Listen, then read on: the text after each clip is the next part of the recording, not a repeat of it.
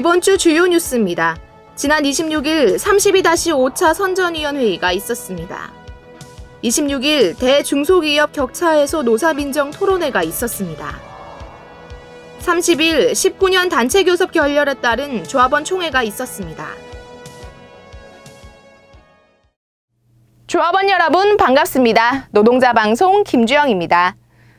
현장 여론조사위는 지난 7월 30일부터 8월 1일까지 상여금 통상임금 적용 세부 내용과 향후 판단의 근거가 될 임금체계 개선 관련 울산공장 각 사업부 및 전주 아산위원회 조합원 대상 설명회를 가졌습니다.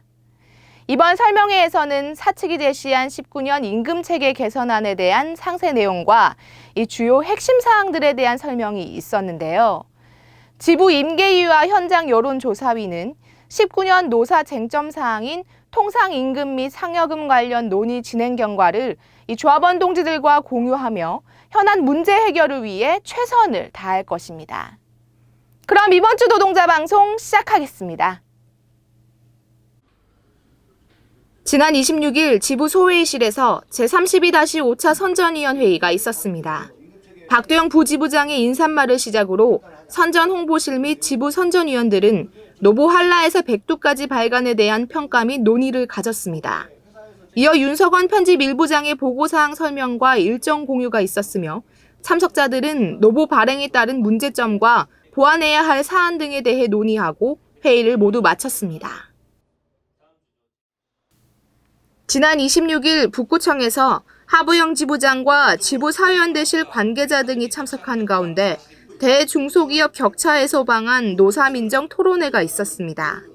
이날 토론회는 대중소기업 동반 성장에 대한 여론을 조성하고 분위기를 확산시켜 나가기 위해 진행됐으며 주제 발표를 통해 울산대학교 사회복지학과 조형재 교수의 중소기업 고용안정 방안과 한국노동연구원 박명준 연구위원의 대중소기업 임금격차에 대한 설명이 있었습니다. 이어 지부 윤선희 근추위 팀장의 하후 상박 연대임금 정책에 대한 평가 발표와 연대임금 정책 요구 관련 설명이 있었으며 참석자들은 중소기업 지원 정책과 원하청 격차 해소 등에 대한 의견을 논의하고 토론회를 마쳤습니다. 지난 30일 19년 단체교섭 결렬에 따른 전 조합원 쟁의행위 찬반 투표가 있었습니다. 대의원 및 현장위원 주관하에 울산공장 각 사업부별 지정된 장소에서 투표가 시행됐습니다. 개표는 지부 대회의실에서 진행됐으며 조합원 총회 결과 투표자 총 42,204명 중 35,477명이 찬성해 투표자 대비 찬성 84.06%로 통과됐습니다. 쟁의행위가 가결된 만큼 지부는 학위 휴가 이후 합법적인 쟁의에 돌입해 일구 투쟁 승리를 위해 최선을 다할 것입니다. 조합원 동지 여러분 반갑습니다.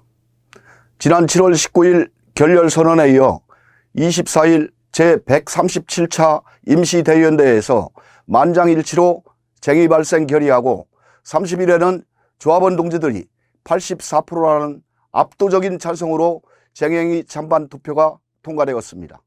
학위휴가 이후에는 합법적인 쟁의에 돌입하여 강도 높은 투쟁을 배치할 것입니다. 조합원 동지 여러분, 2019년 투쟁이 승리할 수 있도록 조합원 동지들과 함께 끝까지 최선을 다하겠습니다. 가족과 함께 즐겁고 행복한 학위휴가 보내시고 건강한 모습으로 다시 뵙겠습니다. 감사합니다. 투쟁!